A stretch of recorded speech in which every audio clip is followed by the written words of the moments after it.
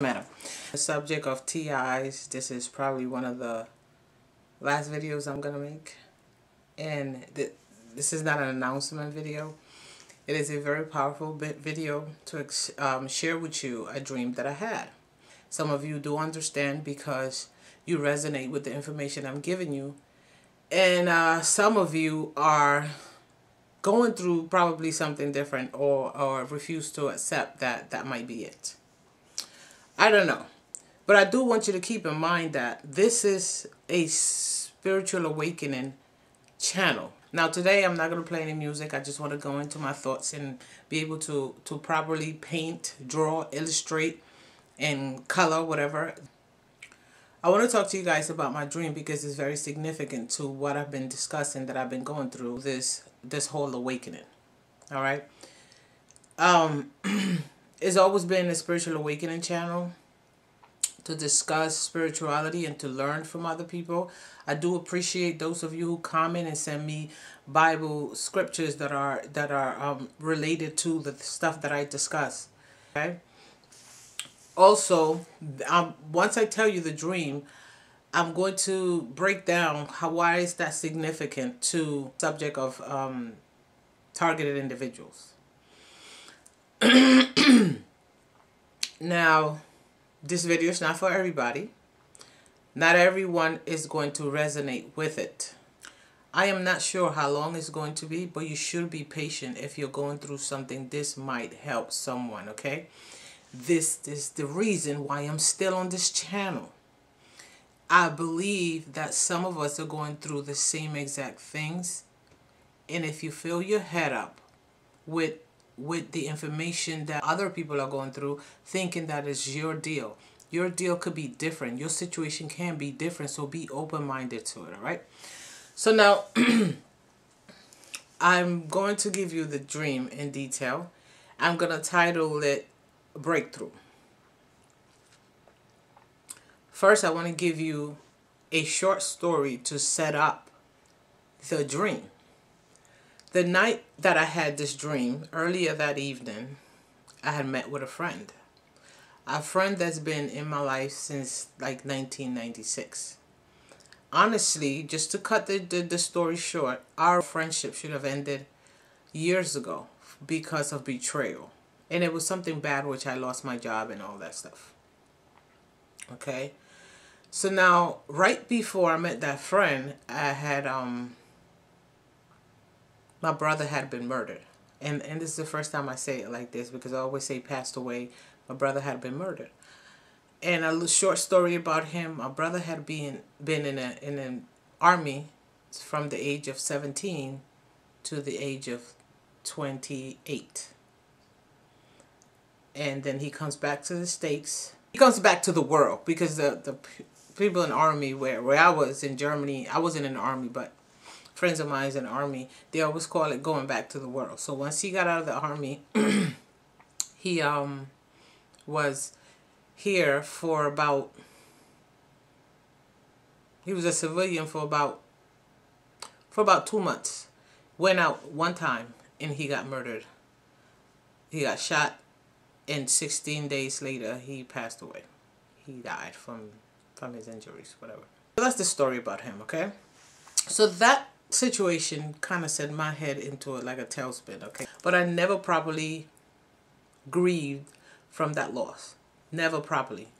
Because this friend became like, I guess, a crutch for me emotionally in some way, because if my brother was taken away and that, you know, I was closest to him than anyone else in my family, anybody else in my life, then I didn't understand why God would take that one person. Not that I would pick anyone else, but like, what are you doing to me, you know?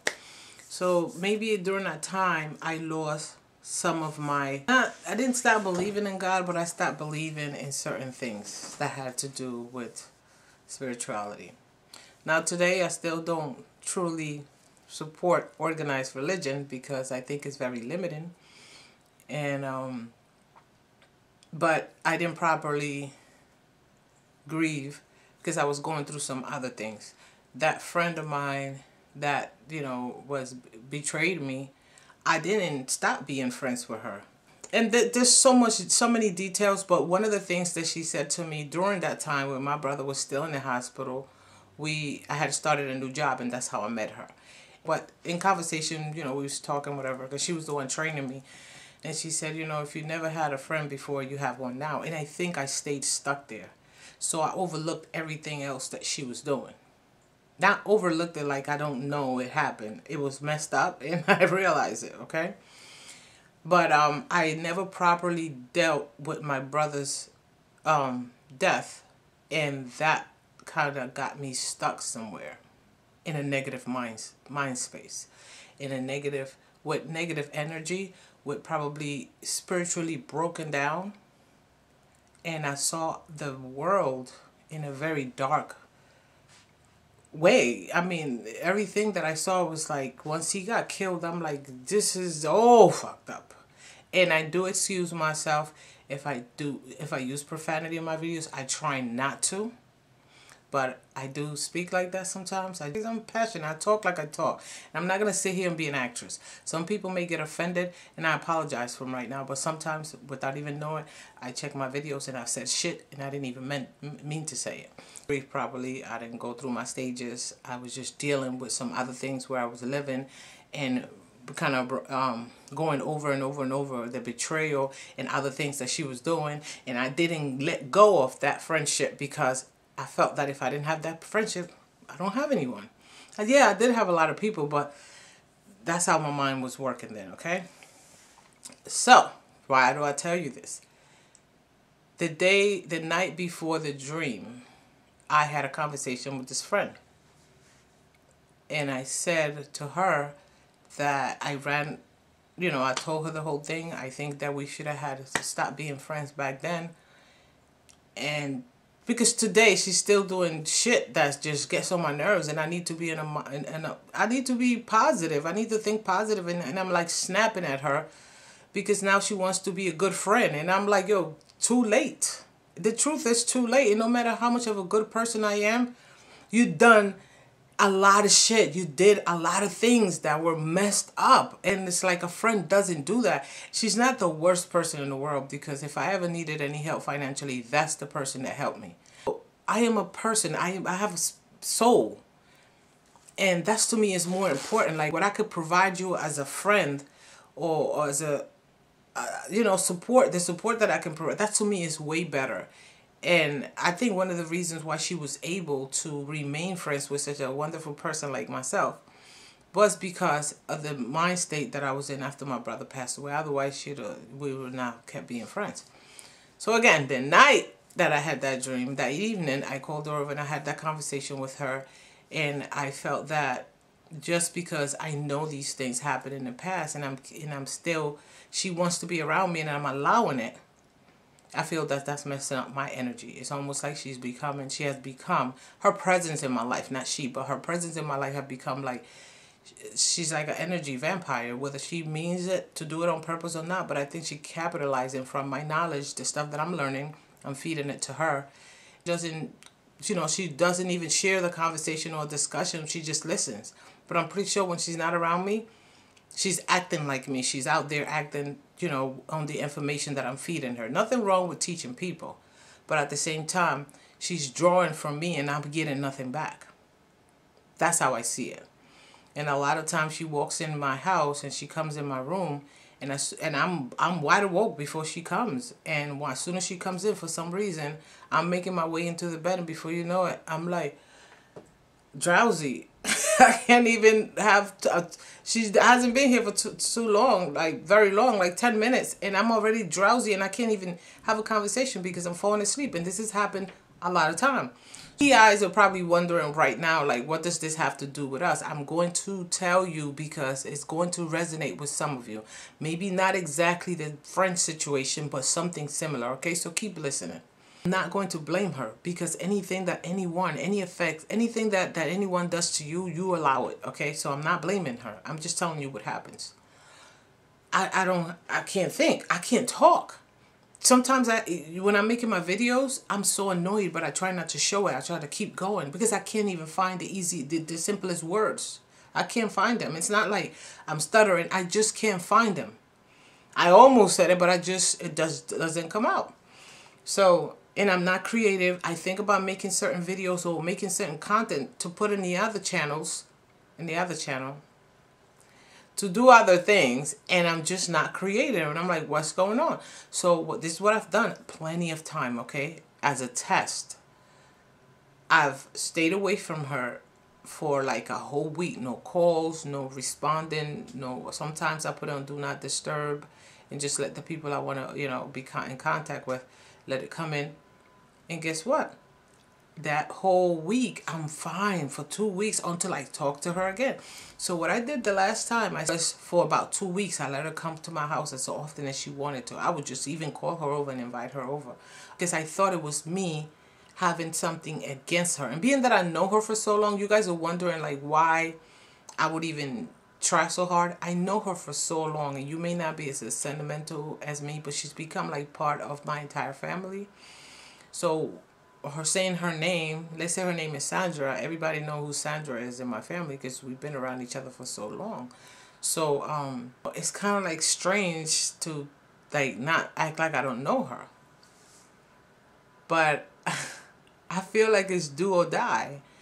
So I'm not broken up about it either. I've reached my point. So I had that conversation with her, and she's like, I don't want to be an energy vampire to you. And I'm like, I'm not even talking about this or thinking about this in an emotional way. I'm talking about it in a logical way. It is better for you, and it's better for me that we're not around each other. I think our friendship should have ended when those things happened because I haven't forgot them. Okay, we're to this point. I think that caused a lot of the negative stuff that was going on around me. My energy, our energies did not mix. And what she was doing is drawing. And to be honest with you, she's a negative person. She has no positive feedback. She has no good stories. She has nothing exciting. Anytime she's telling me something that's funny, it's related to someone else. It's almost like she's not even here having positive experiences. So whether she knows it or not, she likes coming around me because of the energy that I am providing for her. So that night we had that conversation, and it's kind of like not, I didn't say I don't want to never see you again, and I don't want you around me ever, but I kind of made the I implied that I think for the rest of my life it'll be healthier if we just stop trying to hang around each other like that. Like go make other friends. She has no other friends. I make friends. But she comes around them, and for some reason I lose them. I'm not going to blame her. Trust me, anything that's happened to me, I'm taking full responsibility. It's me doing it, okay? If I'm negative inside, I'm going to attract other negative events into my life, negative people, right? People like worse than her. Because I'm negative inside and I don't know it. I got this negative energy I'm walking around with because we don't know we're energy. Because I didn't know. Not that I didn't know I was energy, but we didn't know how that worked. I didn't know how that worked, the mechanism of it, right?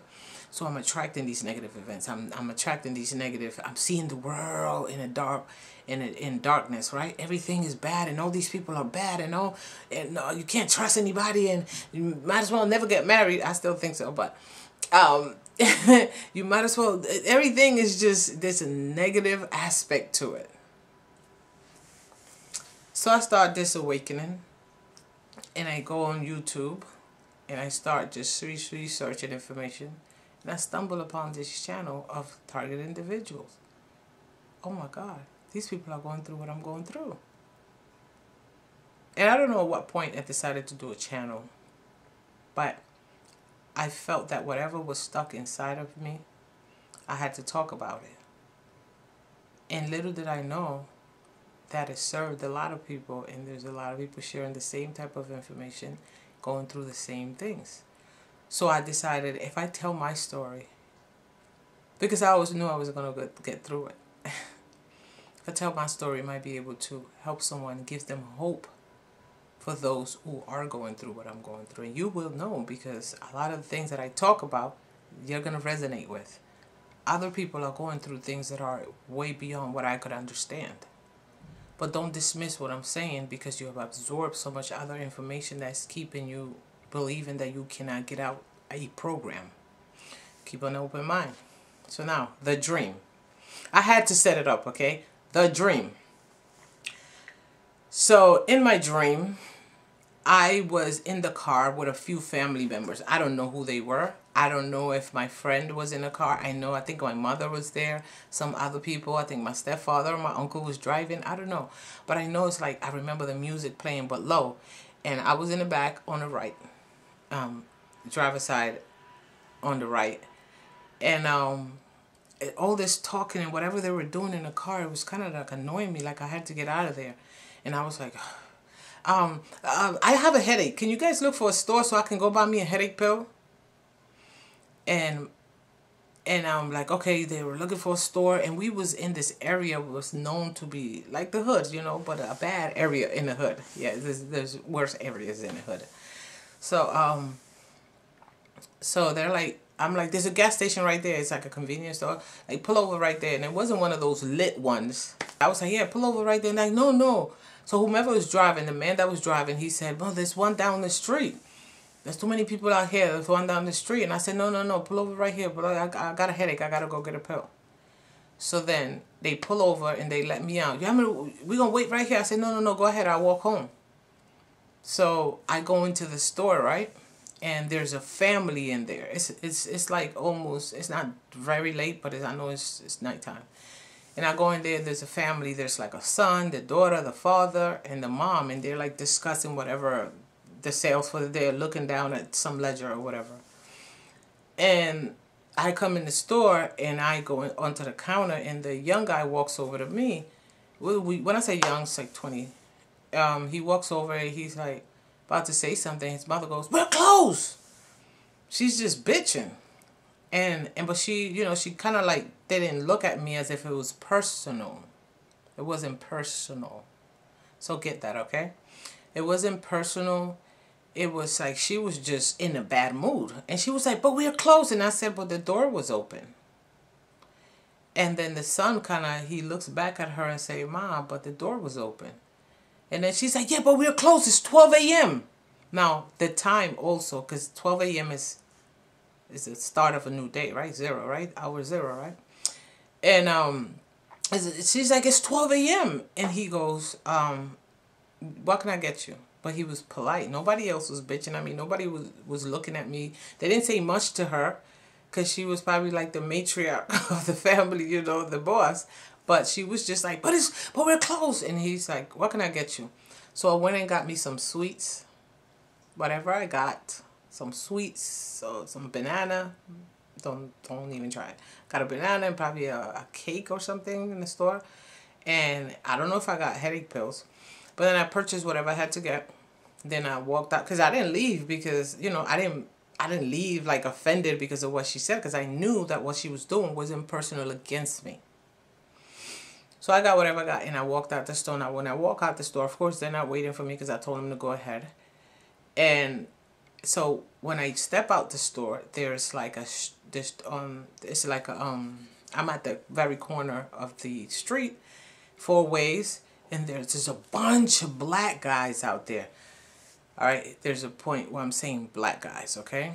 It was dark the night, but it wasn't black like when it's like, I don't know, 9, 10, 11, no.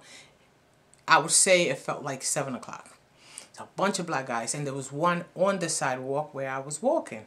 And what I could have done there when I saw that, and I know that, and I knew because it's my dream that was a neighborhood where people get robbed. You know, they'll snatch your purse right with no problem, and just, you know, you just be out. I knew that was a dangerous area, but I saw them out there, and for a minute I'm like, shit, I should go the other way. I was like, no, I'll be all right, and I walked through it. Right, I walked through them. So I walked through it. And as I was walking through, the guy on the sidewalk, on the side that I was on, there was a whole bunch of guys in the streets, and on the other side of the street, and on the other side of the street. And I just kept walking, and I was like, the one that was closest to me, I was like, "How you doing?" And he was like, "How you doing, ma'am?" And I just kept walking. And, you know, another thing that's important about that part is that that's the first time in my life that I have a dream, and I don't feel like a young girl, like a little girl going through these things. I felt like a woman, grown woman. So I'm walking through, and he greets me, and then I kind of glanced to the right, and I saw this real tall, dark-skinned black guy, tall, and I can see his features, I could see his teeth, and I could see he had a white tee on, and some black jeans. He had a rifle in his hand. The rifle didn't look threatening. It was real long though, and it was also black. And I kind of glanced and I saw him getting ready to do something with that rifle. And I just took my eyes off of him. I looked away and I kept saying something to the guy that was closest to me while I was walking. And then I felt a stung. Something stung me, right? And I was like, oh shit. Well, he did shoot the rifle at me, but it wasn't even a BB gun. And it wasn't a real bullet. And I was like, oh shit. I glanced to him and I was like, why do people do shit like that? Right? And the guy was like, no, I'm sorry, man. He was like, yo, why you do that, man? And the other guys was like, yo, stop. This is what was going on. They all telling him like, yo, she good. Let her go. Like, she good. And I'm just walking. And it seemed like I didn't know any of these faces. I didn't know any of these guys. But it seemed like they were saying, like they could see, I felt as I was walking through, I said, they could see my power. So they was like, leave her alone. She good. And I just walked to where I had to go. Now, if I would have let fear get me, that would have stopped the whole dream right there and would have shown that I didn't get through where I had to go through. Let me just tell you some pointers that I broke down about this dream. In this dream, fear did not prevail, okay? I pushed forward even though I could have, those people in my knowing the danger that could have looked at that as an obstacle. First of all, when I came out the store, I could have went the other way. Oh, I could have been like a coward and went back to the store where that bitch was at and tried to hide in there. But I thought to myself, I'm going to be all right. And I just kept pushing through.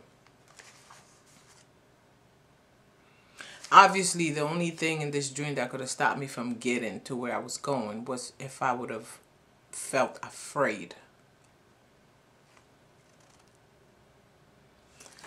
Now, the significance of it being night, the dark-skinned guy with the black long rifle, bunch of black guys. They didn't look threatening or nothing. I felt like when I was walking through, the reason why I was not afraid because I felt like, look at them. Those are my sons. Not like sonning them, but those are my sons. I felt like that's how I broke through that fear. Like, they're not scary. Those are my sons. And of course, I told you it's a breakthrough because it's the start of a new day, of a new life, of a new way of viewing the world. I hope you guys understand the dream. All right. I had that conversation with the friend, and maybe that's the reason why I was feeling targeted. But I wasn't just feeling targeted for 5 years. I felt targeted, maybe not all my whole life, but for many, many, many years. I remember a lot of things occurring that I would just let it just happen. One of those things is that I wasn't really standing, I wouldn't stand up for myself. And not in the streets and school and stuff like that, please. I put a lot of heads out, okay? I did that. But what I mean is that with family and people that I cared for, I kind of let them get away with shit that they shouldn't have gotten away with. Because in reality, I'm not that person. But I'm like, just brush it off. Like, I don't want to be bothered with it. And I just let them. For example, with my mom, there was an issue for many years. Every time she came around, I could have had the best relationship for 2 years. She comes around and all of a sudden, that very week that she's around me, that relationship falls apart and it never gets rebuilt again. I've always blamed my mother, like there's something about her that she just doesn't, that when she comes around, she just ruins everything for me. But if she came around again, when something else was going great for me, I never stood my ground. Like if I would tell her, don't knock on my door unless I know you're on your way here. And she would knock on my door. I know she wouldn't do it with my older sister, and she wouldn't do it with my brother that got murdered. But she would do it with me without informing me. My brother, even my youngest brother would like, no, and stick with that. But basically, I would let people that I care about get away with shit that they shouldn't have gotten away. And I should know better, because I would give a friend advice on what to do. And for myself, those things like standing your ground, like no means no, and don't change it. And if they want to, disrespect your boundaries, you show them that you mean what you say, and you say what you mean.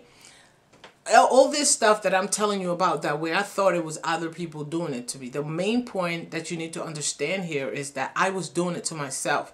And basically God, the universe, was trying to tell me these are things, these are holes, these are flaws in your personality that you got to fix. And then the world's going to look different to you. It means that the next time it happened, I was supposed to put my foot down, and I wasn't. All right. And when you shit on me, I'm supposed to cut you off, because I never forget that you did that to me, and I would never trust you again. All right. But I don't blame anyone anymore. I realize and understand that everything that I was going through, and it was like a lifelong dark night of the soul. I want to call it that, because whatever. And the lesson that I learned is simple. You're not going to be happy until you learn what real happiness is. And happiness comes from within. There is no man that can make you happy. There is no woman that can make you happy. There is no job that's going to make you happy. There is no amusement park that's going to make you happy. Not long term anyway. All right? It's all going to be short-lived until you find your internal happiness. And your internal happiness can come from being brave.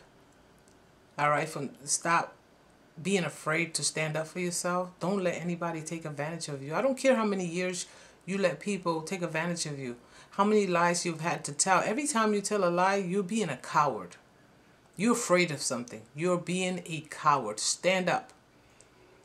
All right, say yes, I did it. No, I didn't go there. No, I don't want that.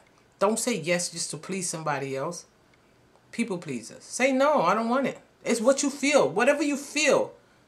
Do you understand? Express it. I don't want to do that. I don't want to be with him. I don't want to go. Say yes, I like to be there. Don't be shy like, oh, if I say that I want to be there, they're going to think I'm thirsty. If I'm thirsty, give me something to drink. Be true to yourself. When you tell the truth, you're being true to you. Like in these videos, I'm being so transparent. I'm telling the truth.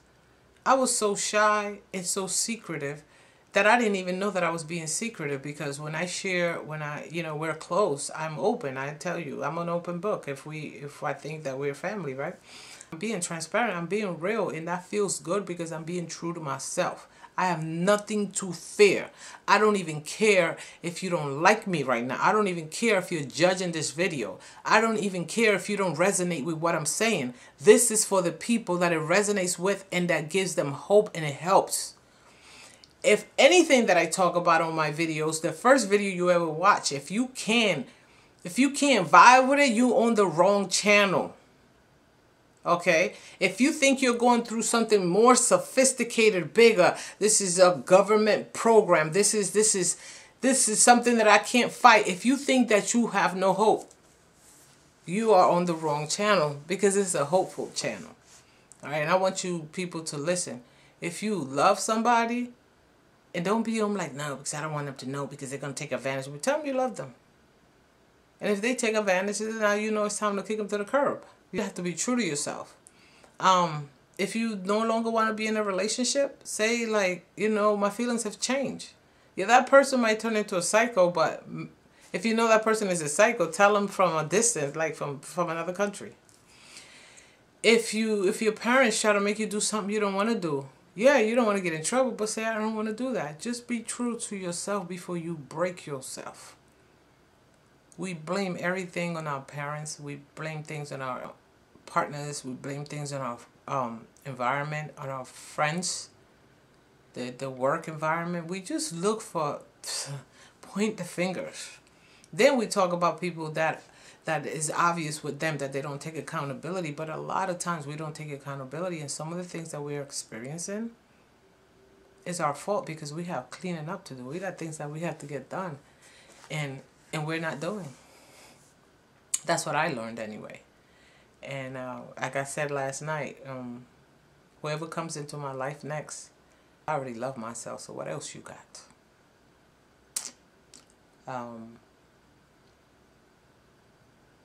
That's all I want to say in this video. I hope this serves, this is of use to somebody. It opens your eyes about things that you can fix in your life and eliminate. And don't judge everybody, and that's not everybody's fault. If I keep poking you in the eye and you keep letting me, then that's your fault. I'm poking you in the eye because you shouldn't be standing. You shouldn't even be standing with me or close enough to me for me to poke you in the eye. All right. Peace.